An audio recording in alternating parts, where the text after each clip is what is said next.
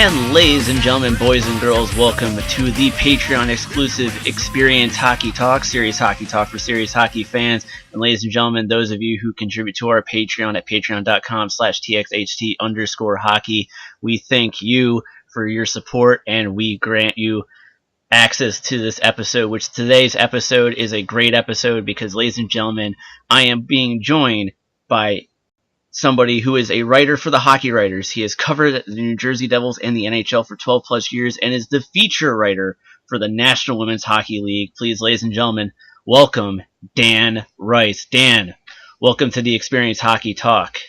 It's good to have you on, sir. Now, real quick, why don't you tell the people about yourself and how you got to where you are today? I don't know if we have that long, but I'll give you the condensed version. I started off as an intern with Stan Fischler, who's a hockey historian, works for MSG Networks here in New York, New Jersey area.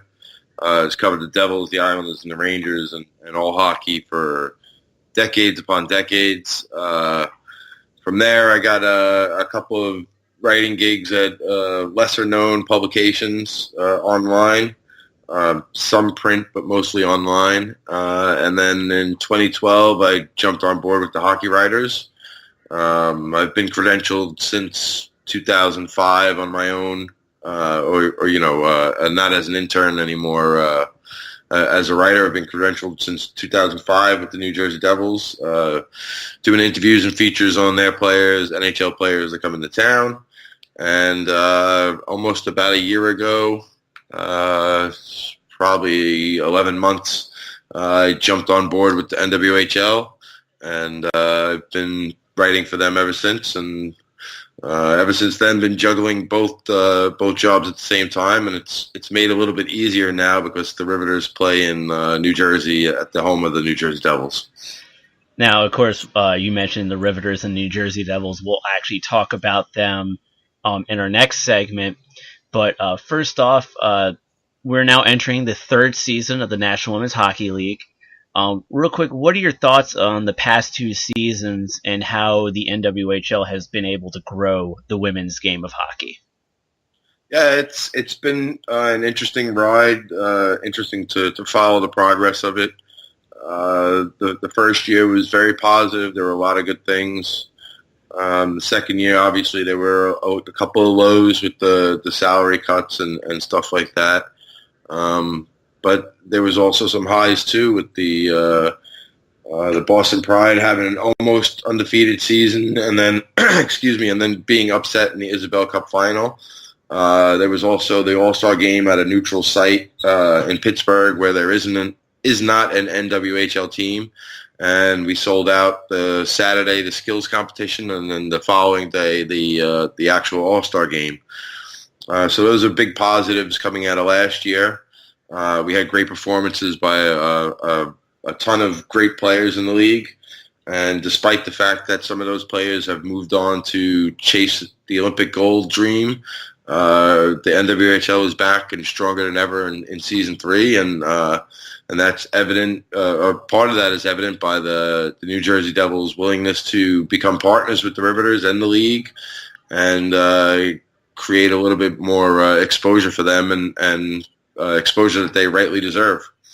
All right. And then, like I said, we'll talk about the Riveters in a little bit because I want to take the majority of that segment to talk about the Riveters.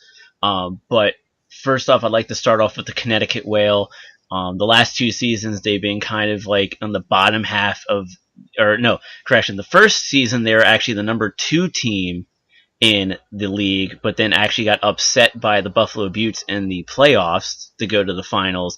Last season, however, they were in the bottom half of the league. Looking at some of their players, they're getting players like Anya Bottolino, Shannon Doyle, and Kelly Babstock back. But one of their biggest losses is going to be Haley Skarupa, who went to the Boston Pride.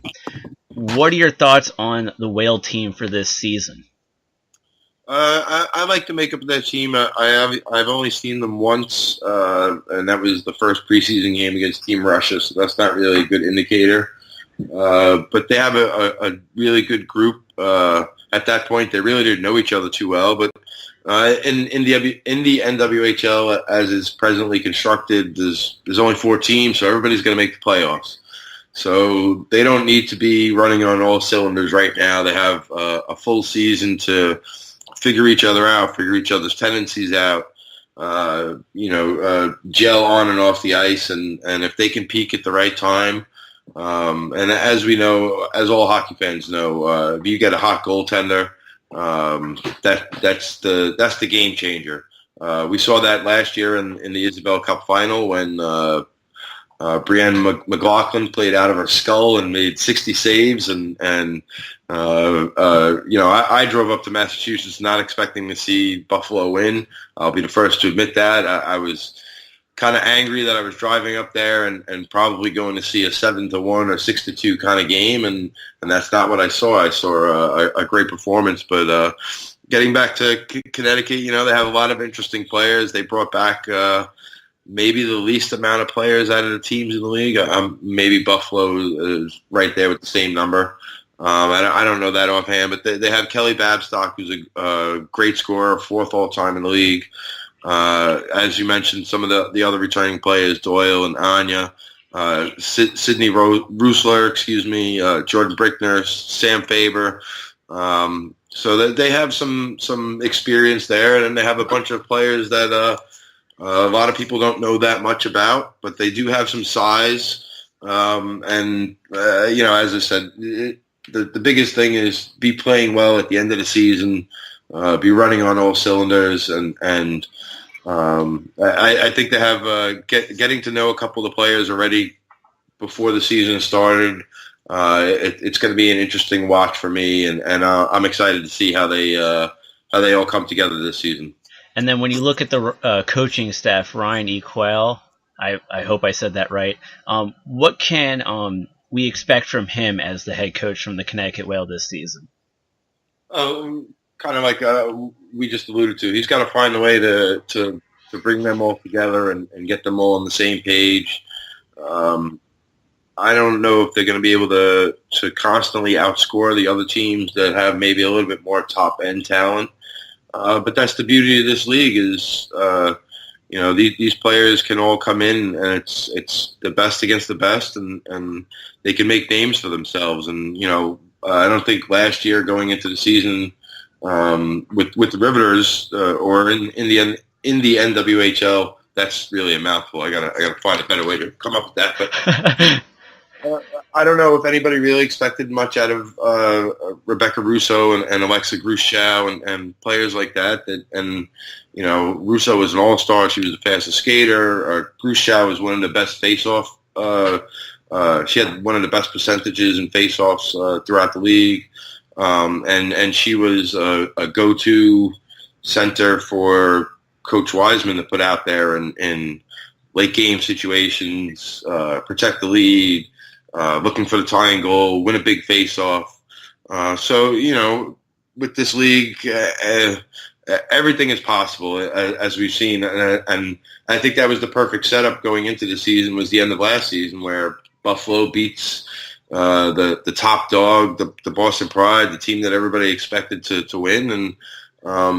And they really set the table for this upcoming season where anything is possible. And the coaching staff in Connecticut has maybe a little bit more work cut out for them than the other staffs. But, it all starts on Saturday, and they have to build their way towards finding their scoring depth, finding their shutdown pairs, finding their power play specialists, and so on and so forth. All right, and then for the Connecticut Whale, they will be opening the season at home at the now I'm getting tongue-tied, at the Terry Connors Ice Rink at 2:30 p.m. against the defending champion Buffalo Buttes. That will be a 2:30 start time. The Connecticut Whale, they get to start the season at home.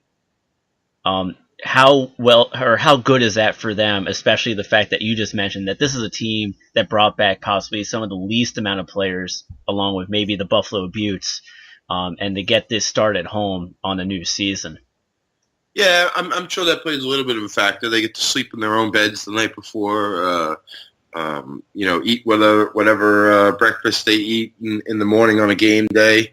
In the comfort of their own home. They know the way to the rink and those kind of things.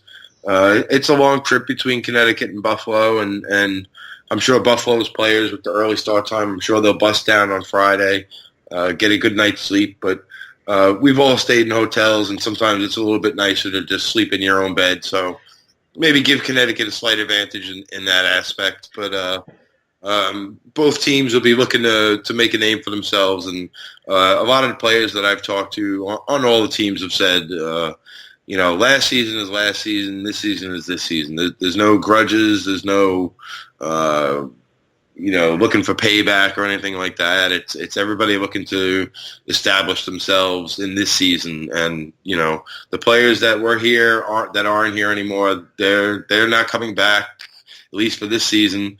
So, you have what you have, and you go to battle with your teammates, and may the best team win. All right. Well, with that, we're going to go to a quick break. When we come back, we're going to be talking about the New Jersey Devils and the Riveters, plus the Boston Pride. So, ladies and gentlemen, we'll be right back after this quick break.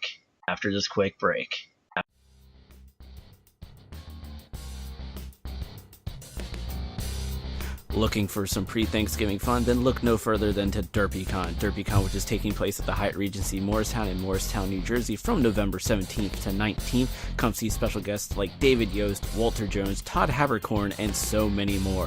For more information and to purchase tickets, visit derpycon.com today.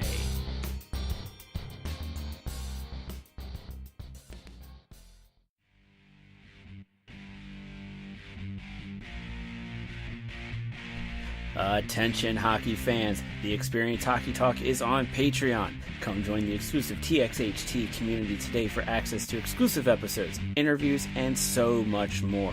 You can join the TXHT Patreon community at patreon.com/TXHT_hockey.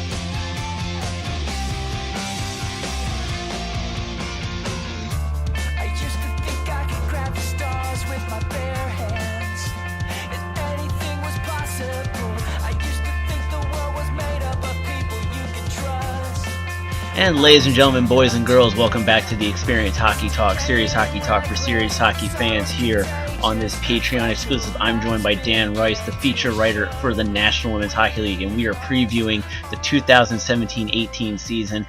And as Dan actually alluded to a few times in the last segment, there's a big deal that went down between the New Jersey Devils and the Riveters, who used to be known as the New York Riveters, but are now known as the Metropolitan Riveters. Dan, real quick, why don't I know I've talked about it on my show, especially with Anya.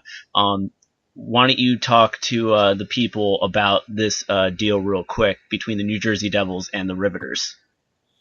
It's a great deal for women's hockey, for the league, for the team.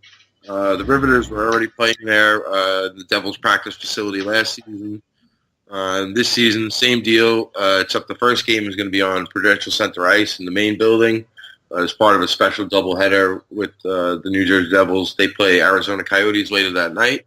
And basically they're throwing all their resources into developing the game, not only at this level but at a grassroots level where the players will be out in the community and they already do that on their own as it is, but they'll just create a little bit more awareness for that.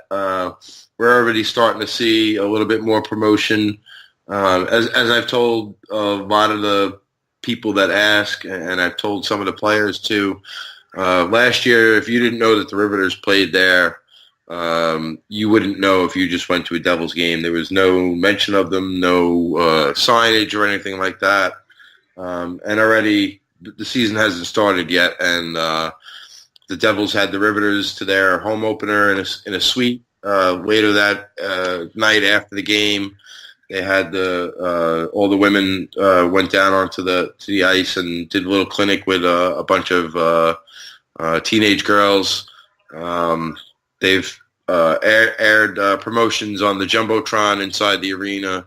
They had MSG Networks had two of the players on TV on Friday night, I believe it was.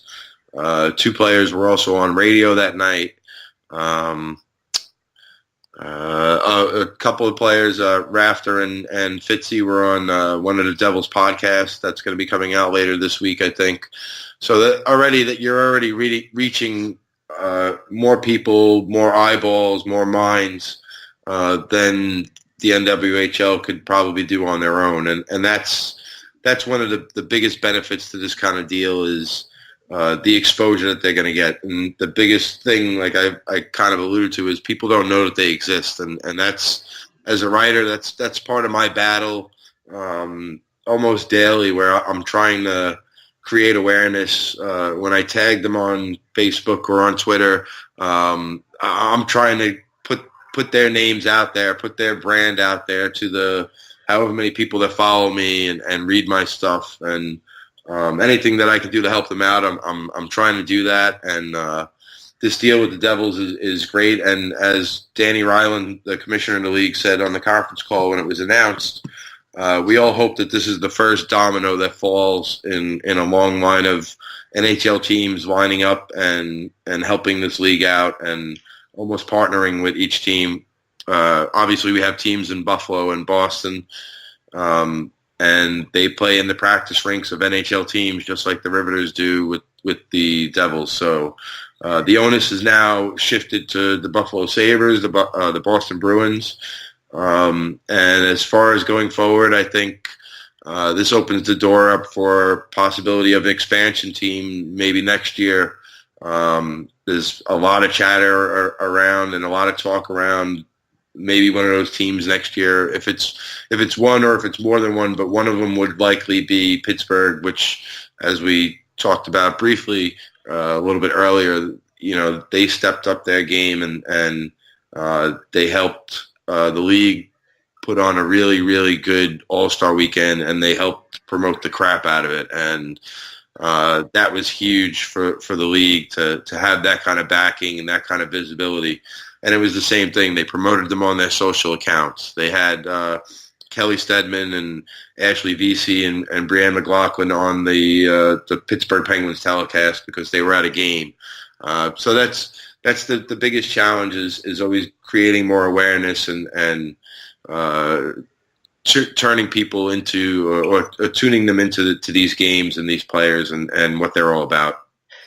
Right, and I was actually on that conference call alongside with you. And real quick, you talk about how you're trying to tag the league, get the word out there. You have over 2,000 followers. Just in comparison, real quick, I have 205. So you are definitely getting a better reach than I am right now, but I'm still trying to grow my reach. And one thing that you mentioned is like people not knowing that they play there. It was great the first season. Because I remember Tom Wilson of the Washington Capitals, they were in Buffalo to play the Sabres, and they happened to be there the day before, and they actually took in a Buttes game, and he tweeted out about watching the game and how much he was enjoying the game along with members of the Washington Capitals, which was great.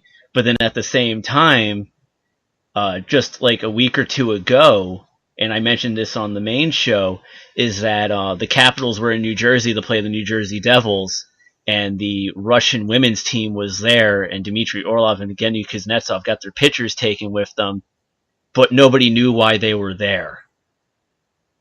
And it was because they were doing the exhibition series with the National Women's Hockey League, and I had to tweet out to all the big hot shots that cover hockey in this area, in the DC metropolitan area, going, yeah, there's this actual really cool thing going on.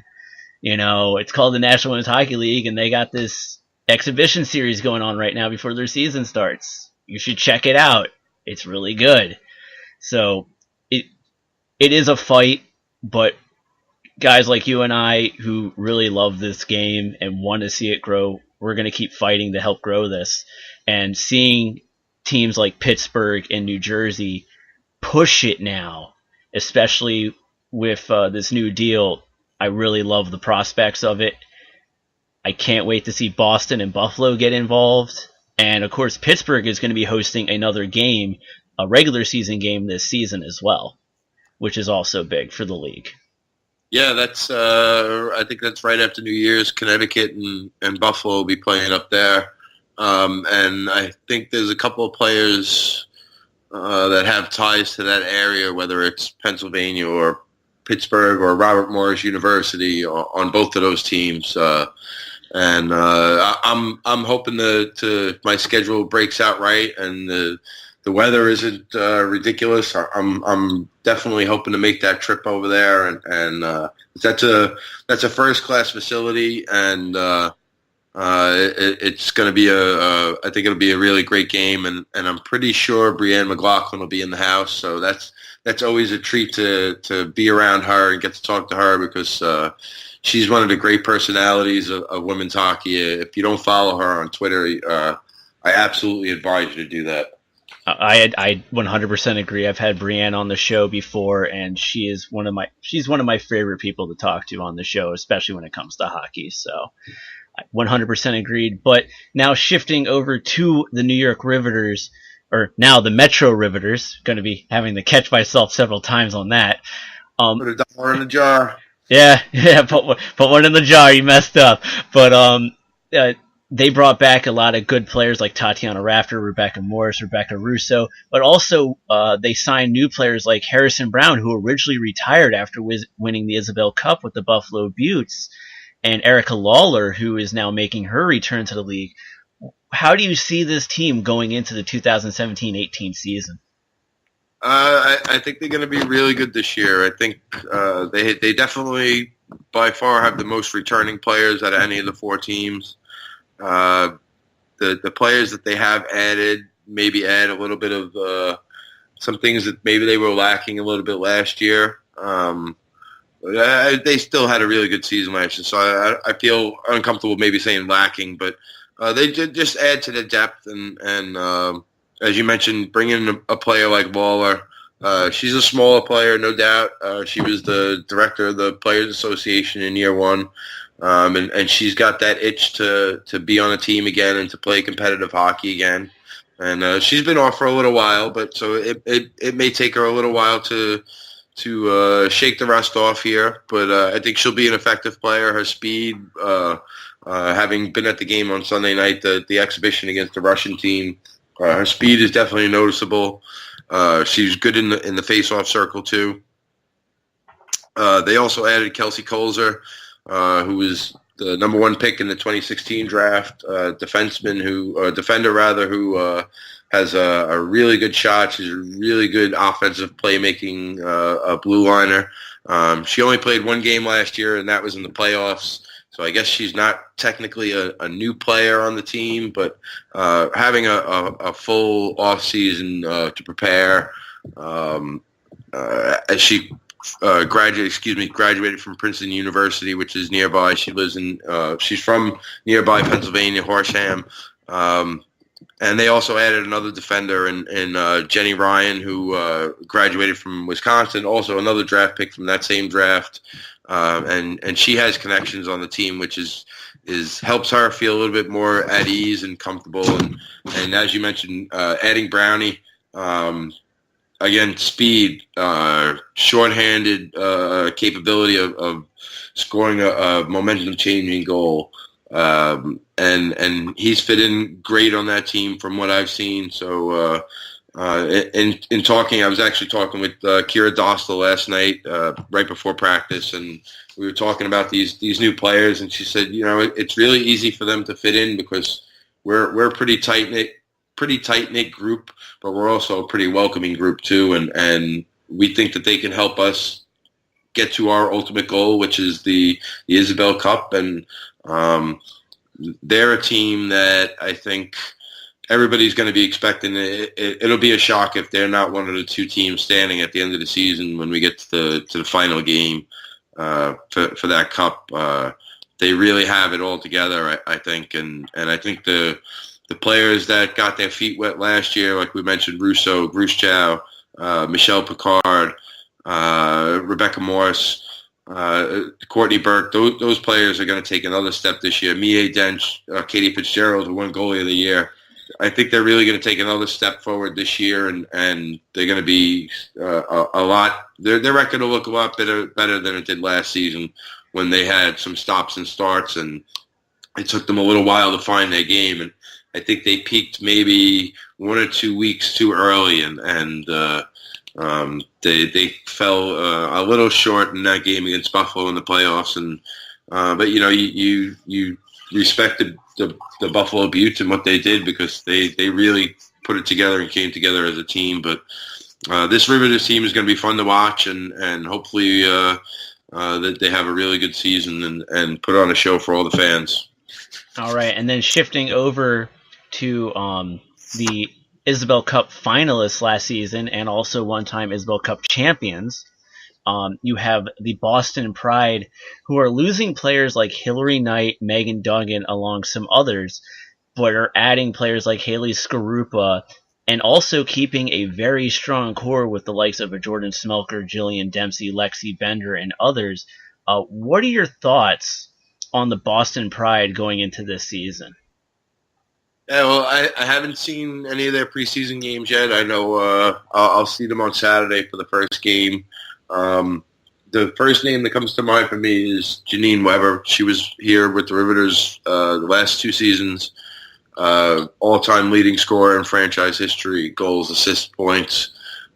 She's the real deal, and that's another topic that I spoke with Kira about last night. And her and Janine have been friends, lived together for the better part of the last 7 years, and she couldn't recall a time, the last time that they played against one another. It's probably maybe it's never happened, but they still keep in contact all the time with Janine now living in Boston and playing with the Pride. And she admitted it might be a little weird if they run into each other in the course of the game on the ice, like in the corner or something like that. They might just stop and be like, "Hey, how you doing?" Like, "Hey, I'm okay. How about you?" But she's a phenomenal player. She's super talented. She's really the total package. She can score on the power play. She can score shorthanded. She's got a great shot. She's fast. Really great stick handler. She has the vision. A great passer. And I think she's a big boost for them. And in addition to the names that you mentioned, the Haley Skarupa, they signed Dana Trevigno who played with the Whale last year as well. They brought in some top-end college players like Sydney Daniels and players like that. So it'll be interesting to see how they all fit together and mesh. And as I said, I'm excited to see them play this first game on Saturday. And I was joking with Kira last night. I said, I can't imagine how excited you guys are for this game, because I'm stoked and I'm not even playing in it. Like I'm just getting to be there and to cover it and to be a witness to something that I think is really going to be special and hopefully the first of many games and events like this in the league's future.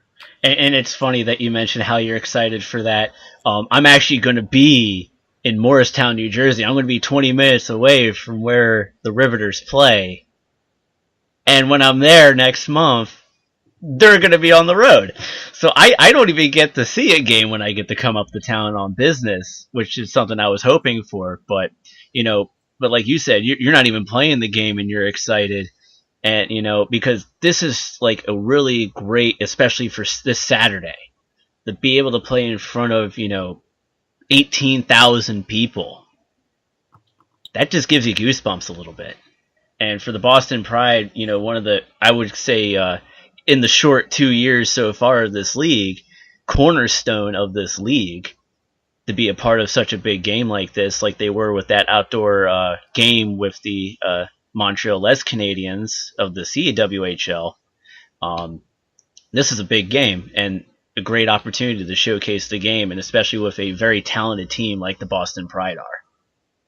Yeah, I don't know if there's going to be 18,000 people in the building. That'd be that'd be phenomenal. Hey, the Devils are doing good right now, so I don't know it could help. Point just yet, but that's the goal eventually, is to that to be the norm. Out in there, and everybody has a good time, and I think for me the key is the people that are going to be there. The Devil season ticket holders are given that game for free, the Riveters Pride game. If you can convert some of them to come to another game later in the season, be it on the home or on the road, wherever, that to me is one of the most important things that can happen on that day. And like I said, they're excited. I'm excited. I know in talking to some of them have played in big settings, like you mentioned, the outdoor game in Boston, the Winter Classic lead up. Alexis told me she's played at the Bell Center before. Rebecca Morris has told me she's played at Frozen Fenway before. So those are big deals. But to play inside this arena on this day, on this kind of a landmark kind of game, I think this is really special for everybody involved, and feel that this is just the start of many other events like this. Now, one thing that's always been associated with the Boston Pride is Dana Lang, who unfortunately was injured in that outdoor game at the Winter Classic. Her sister, Brianna Lang, goaltender, is now assigned to the team as well. Obviously, Dana has been a big presence for this team and a big motivation for the Boston Pride. What's it like now for them bringing on her sister, Brianna? And I can't remember her other sister's name, who was also drafted this past summer to the Boston Pride as well. The other sister's Lexi, I believe. She was the one that was drafted. She's still in college. It's one of the what's the right word to describe? One of the really neat things about this league is how tight-knit everybody is, and you see every game, you see every player that plays in the league has that little sticker on the back of their helmet for Dana. Her positivity and smile, I think, inspires everybody through all the difficult times that she's been through, and for her sister to be a part of the league now, I think that's really cool. I don't know if she's going to start or how much playing time she's going to get throughout the season, but I'm positive that it's going to be an honor for her to, even if she doesn't play, if she's just suited up to put that jersey on and keep her family's name going in this league. It's really a special thing, and I hope she does really well, and I hope her sister does really well too. Hopefully she joins the league next year, and then we have both of Dennis' sisters as a part of our league. All right. Well, with that, we're going to go to break, and when we come back, we're going to be talking about the defending Isabel Cup champions, the Buffalo Beauts, plus maybe doing some thoughts going into this upcoming season. But all that coming right up after the break. Up after the break.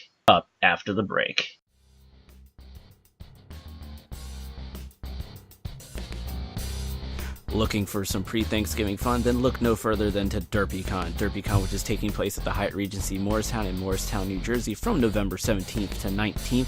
Come see special guests like David Yost, Walter Jones, Todd Habercorn, and so many more. For more information and to purchase tickets, visit derpycon.com today.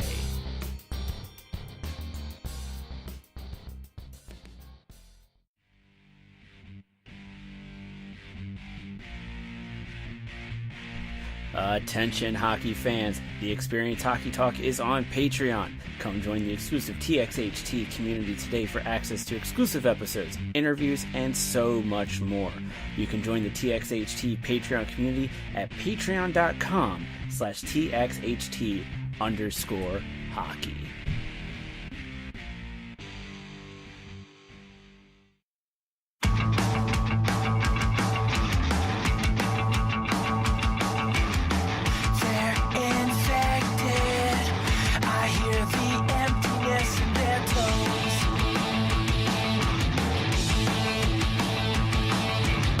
Approaching faster, just take my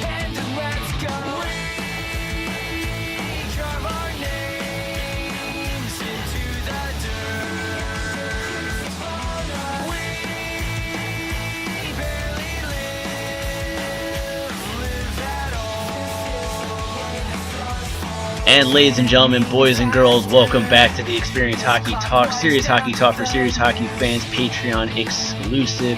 And I'm being joined by Dan Rice of the National Women's Hockey League feature writer and also of the Hockey Writers. He also covers the New Jersey Devils and the NHL as well. Dan, we've talked about the other three teams, but now it is time to talk about the defending Isabel Cup champions, the Buffalo Beauts. They obviously have a lot of returning players like Haley Skamara, among others, but also have lost key players like Kelly Stedman, Brianne McLaughlin, and Emily Falzer. What are your thoughts for the Buffalo Beauts going into this upcoming season? Well, as we kind of talked about a little bit in some of the other previous segments, I've learned my lesson. I'm not going to underestimate these Buffalo Beauts. I don't care who's on the team and who's not. They proved me wrong so many times last year. And regardless of which players aren't back or are back, I trust that those coaches know what they're doing. They have a lot of experience. The players really seem to follow their lead and learn from their mistakes. And they're an interesting team. They have Corinne Bowie, who's the only two-time winner of the Isabel Cup. She's going for her third straight cup. I think she won the Clarkson Cup the year before the NWHL started too. So she's pretty much won the last game of the season every year for the last 4 or so years. They have one of the best goalies in the game, Amanda Levier, who selflessly didn't want to play in the championship game, even though she won the playoff game. Because she said it was Brienne's turn to play. So I mean, and she's another one where she's a 3-time NCAA champion, and then she won the Isabel Cup this last year in her rookie season in the league. They brought in a trio of players from the CWHL who, by all accounts, are studs.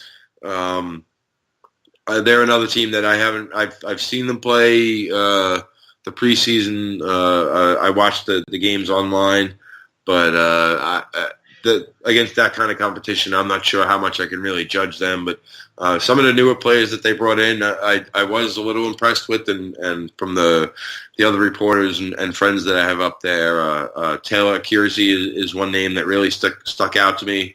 Really fast player. I believe she's from Mercyhurst. And they had some other players too that really caught my eye. The 3 players that came over from Adrian College, which is a Division III school, but they really tore it up as far as points go, and I'll be interested to see how their success translates from college over to this pro. You would assume that the coaches would maybe keep that trio together at least from the start. But again, I haven't seen them really up close to know about that yet. And I'll see them a week from Saturday. I think they play in Rochester. I'm going to probably make that trip, 95% making that trip up there to go see the Riveters and Beauts play in another neutral site game, where I think the atmosphere will be great. I believe that's like the Empire State Games weekend or Empire something weekend. Forgive me for not knowing all the specifics, but I'm stoked to head up there and see both of those teams battle, because every game last year between the Beauts and Riveters was really, really good game. So I'm excited to see how this season goes too. Now, you mentioned that they are playing in that neutral site game against the Metropolitan Riveters at Bill Gray's Regional Iceplex in Rochester the second week, which is Saturday, November 4th. But as we talked about in the very first segment when we were talking about the Connecticut Whale, the Buffalo Beauts are visiting the Whale. This will be I believe the third straight or maybe either the second straight season or the third straight season. I don't know. I have to go back and look at the first season schedule, where the Beauts are starting on the road. And it takes them a while before they get to play at home. They don't play at home until Saturday, November 11th, when they host the Boston Pride for what should be their banner-raising night. For the Beauts, knowing that they have to start off on the road again, what do the Beauts have to do to overcome that adversity of having to deal with a Connecticut Whale home crowd, and then a potentially Metropolitan Riveters, even though it's a neutral site game, a Metropolitan Riveters home crowd as well? I think that second game, I think that'll be mostly a Buttes crowd. Okay. Rochester is only about an hour from Buffalo, if I remember right. Maybe an hour and 20 minutes. Whereas, we don't have maps in front of us right now, so we really can't tell. I made the drive to Buffalo for a Devil's Prospect challenge thing at the beginning of the preseason, early September, and I live in somewhat central Jersey, and it took me about 5 hours to get to Rochester, and then in about another hour and 20 minutes from there to Buffalo. But the Buttes, I'm sure they'll be fine. They have good structure. As I said, they have a proven commodity in goal with Levier. Connecticut has, I think Rossman's going to start the first game, but they also have Kira Goen as one of their goalies as well, and she had a stellar college career. Both of them are NWHL rookies, so we'll see how that ends up playing out this season. But the Buttes, as I said, like I don't have any doubt that they're going to be okay, and they're going to be a pain for the other three teams to deal with. That first home game is their banner raising on November 11th. Maybe part of their scheduling is they don't want to. The Buffalo Bills are a pretty popular team up in Buffalo, so maybe they try and schedule more of their home games after football season ends. So you're tapping into a larger audience that may not be there or fully invested in you in the beginning of your season, which is we're right around the middle point of the NFL season now, so we're getting to it. So and the Buffalo Bills are a pretty good team, so we'll see how all that plays out. But I'm sure the Buttes will be fine, and I'm disappointed that I can't watch both games at once because the Riveters Pride started at 1:30 and the Whale and Buttes are playing at 2:30 on Saturday. But all in due time, I'll see all the teams eventually. So and I'm sure Sunday morning I'll be watching the replay to see the Buttes and Whale because as much as I'm plugged into the league and it's kind of my job to know what's going on. I also do have friends on all the teams, and I look forward to watching them play and cheering them on and those kind of things. Yeah, and we always build this show as a serious hockey talk for serious hockey fans because at the end of the day, we are fans. I'll raise my hand and go, yeah, I'm kind of a Buttes fan. I'm a little biased to them because I like, it was just something about them the first season that really drew me to them, and seeing them do that run to get to the Isabel Cup Finals against the Pride, even though they fell short in 2 games, but then to see them win it this past season, which I thought was like a really great story. If you look at it as telling a story, that's like the greatest story right there. You're like the second to last team in your league, and then you make it to the finals, and then the very next season, you actually win the championship against the team that beat you for that championship. It's a great story to be told, and I think that's one of the biggest reasons why I kind of became a Buttes fan. And as a reporter, like being at that game, like the way that it broke out, like we talked about, 60 saves for Brienne and beating the defending champion who had only lost 1 game in over a calendar year. That's a reporter's dream. Like I said, I drove up there thinking I'm going to write about a 7-2 drubbing or a 6-2 drubbing, and I'm a guy that listens to a lot of music when I drive, and I drove home. When I went to go drive home the first hour, I didn't put the radio on. I was just driving and just trying to contemplate and process everything that I just witnessed, which none of us expected. And that's no disrespect to the Buttes, who I know a lot of them and I love them. It just blew my mind, and it's a great story. I believe I wrote day after the next day, the biggest upset in professional sports because I couldn't really find another comparison. Everybody would say, what about the Miracle on Ice? But that wasn't professional sports. That was Olympics, and that wasn't even for a gold medal. That was to get to the gold medal game. This was, one game, all the chips are on the line. Everybody's all in, and they were up 3-0 by the end of the second period, and nobody in their wildest dreams. I don't think that the players on Buffalo could have expected that until they got that first goal. And once they got that first goal, they got belief. And when they got belief, they started playing more confident. When they started playing more confident, you saw a lot of positive things start happening for them. And maybe they got a little bit of puck luck, but that's hockey. And like you said, we all start out as fans. And I think I was talking about this with somebody at some point, maybe last week. We all start out off as fans. Like, even if you're a reporter, a writer, a journalist, whatever you want to call yourself, a blogger, at some point you had to start off as a fan. You don't just write about hockey because it's an assignment given to you or anything like that. You find another assignment, or, not into it, you're not into it. Like, that'd be like sending me to go write about I don't even know, like lawyers speak or politicians and stuff like that. Like, that's not something I'm really plugged into or I know about. But it's not fun to talk about either, Yeah, but for some people it is, though, and I can respect that. Like, people get very passionate about math and politics and those kind of things, and real estate or whatever it may be. Cars, like, I'm not a big car guy. I know, this car is red and that car is blue, but you ask me about hockey players and I can tell you, I might not be able to tell you which way they shoot, righty or lefty, because that's not something I'm too up on. But I do know, some information on players, details, those kind of things. What they're good at, what makes them tick, and for me, a big thing about being part of this league is that everybody has a unique story or a unique path, and I think I wrote that in the article that I posted today on one of the newest whale players, Sophia Agonist. She's going to kill me if I can't pronounce her last name, Agonistili. Just put it in the jar. Just put it in the jar. Yeah, I'm sorry for butchering your names.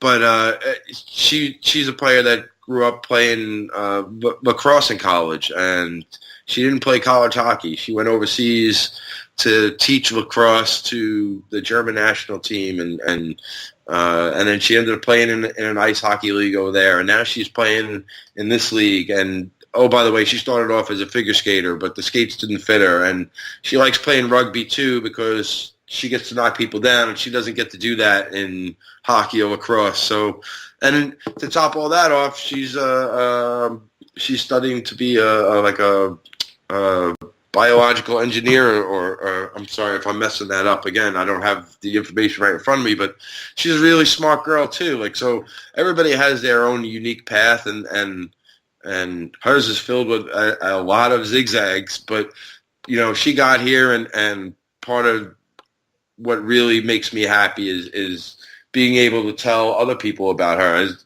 we mentioned before, the follower counts or whatever. There are people who have more followers than me, and people who have more followers than other people. And if everybody shares it, or if a small percentage of people shares it, it's reaching more people that didn't know that, maybe didn't know that this league exists, and there is these kind of stories within it. And for me, that's the ultimate joy. And as I talked to Kira last night, she sent me a couple of messages over the summer that her dad really loves reading my articles. And for me, getting messages like that is worth more than any amount of money. I didn't get into this business to be rich. Any journalist that tells you that is a liar. But it makes you feel like you're actually doing something really good. And to get messages like that, or from other players, family members, significant others, college teammates, college coaches, professional teammates, and just the messages from the players themselves, or seeing them at the rink and they thank you for, it makes you feel like you're doing the right thing, and you made the right choices, and hopefully, as we've talked about for the last couple of minutes here, hopefully this is just the beginning of something really cool, and we can look back in 5 years and be like, wow, remember how this all started out with the first season of the NWHL, the first game at an NHL rink, and then hopefully there's more and bigger events and moments and occasions as we go forward. Right. And talking about like looking back, like say we're 5 years ahead and we're looking back to now, one of those things that we should definitely talk about is the fact that there will now be Game of the Week aired on Twitter. And it starts this Saturday with that Riveters Boston Pride matchup at the Prudential Center. How big is this to have every week a Game of the Week on Twitter? Oh, yeah, it's huge. And that's like we've just been talking about, getting more eyeballs on them, making people more aware that they're there. I think everybody that has a mobile phone and or a mobile device and you're on Twitter and now these event things pop up that this game is happening now and that game is happening now. Even if I'm not following that particular team or, somebody that I follow is following that team, these kind of things pop up in your timeline. And that's all part of getting more eyeballs on the league. And I'm pretty stoked that we're going to have games broadcast and that's another question that people will have is, well, how can I watch the game if I live in Florida or if I live in Minnesota or I live in Maine or if I live in California or if I live in England and I want to watch these women play, how can I do that? And having a game right there on, everybody has, a lot of people have Twitter.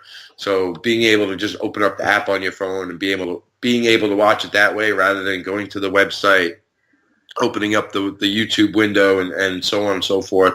And that's pretty easy too, but this just makes it even more easier where it's right there in front of you and you tap on it and boom, the game is there. And I'm a little disappointed that I'm not going to be able to really catch the full effect of that because I'm going to be actually at the game and I won't be watching on Twitter. But for everybody that can't be there, I hope that they tune in and as Janine Weber said last year, she said, women's hockey isn't really that much different from men's hockey. And I think if you just give the game a chance and give us a chance, I don't see why there's any reason why you wouldn't like it. And I hope that's what happens with this deal with Twitter. I hope that it brings in a lot more people that maybe necessarily wouldn't have known about us or had access to the league. And hopefully it takes off from there. And it's huge to have another sponsor on board, in addition to the Dunkin' Donuts sponsorship. Now to have Twitter, I'm curious to see how they're going to promote these games of the week. But we're all thankful that they've gotten on board with us, and hopefully it's something that happens next year as well too. I'd be ecstatic if that's the case again next year. All right. Well, you mentioned that you don't get to see the full effect of Twitter because of you being there. So how's this? Next month when you come back on, I will tell you about it. Being how I live in Maryland, I don't get out to the games, and I actually watch via the NWHL YouTube and stuff like that. I'll let you know what it's like to watch the games on Twitter next time you're on. That sounds perfect. And I think not going forward, I think after the first game, the Riveters home games that are going to be I don't have the schedule in front of me, but whatever games they have that are going to be on Twitter while they're here in New Jersey, I'm probably going to be a small part of that telecast, maybe as like the sideline reporter or something like that. But that's something for our listeners or your listeners and everybody else to keep their eyes out for. And you can critique me and let me know what I did right and did wrong. All right, that sounds like a plan. I like it. But real quick, we're running up on time. So what are some things that are you looking forward to going into this season for the NWHL? I'm excited to see, as we maybe talked about a little bit, see these new players and without the Hillary Knights and Brianna Deckers and Dugans and McLaughlin's out of the league, who's going to step up and make a name for themselves? I mean, there's plenty of talent out there. I think there's maybe 36 new players this year. So that for me is one of the most interesting things.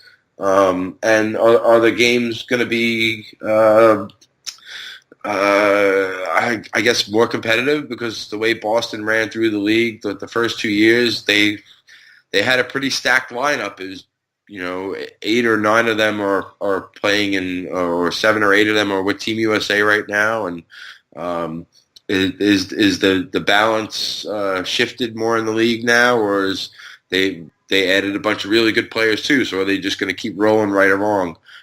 So that's some of the storylines that I'm definitely going to be paying close attention to.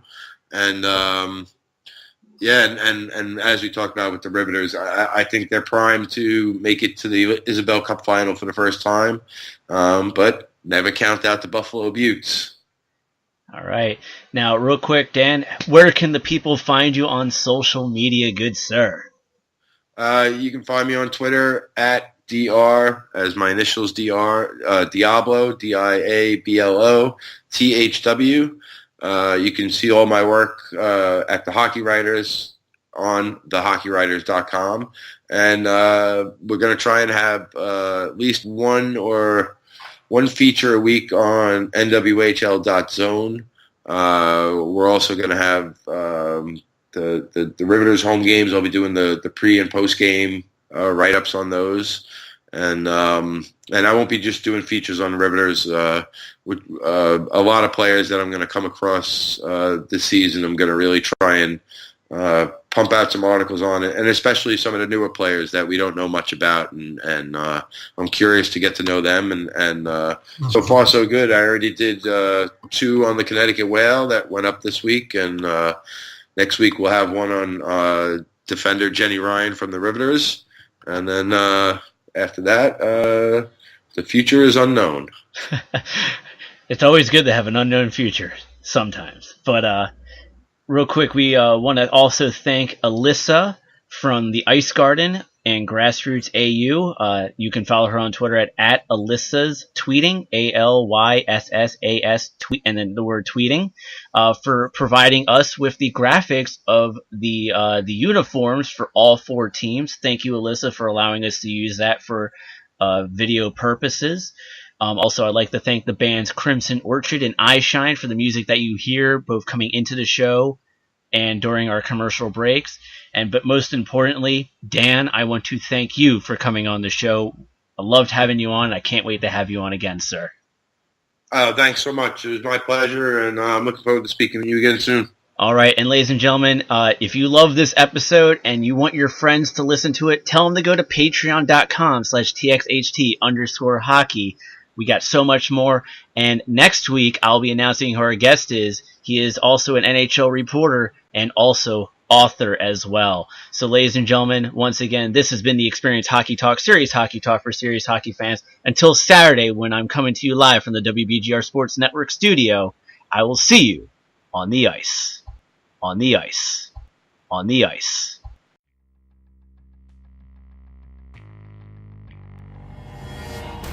Attention hockey fans, looking for serious hockey talk? Then listen to the Experience Hockey Talk every Saturday at 11 a.m. on the WBGR Sports Network. Join Michael and Bernie as they look back at the past week for the Washington Capitals, the NHL, NWHL, and so much more. For more information, visit facebook.com/TXHT Hockey or patreon.com/TXHT_hockey.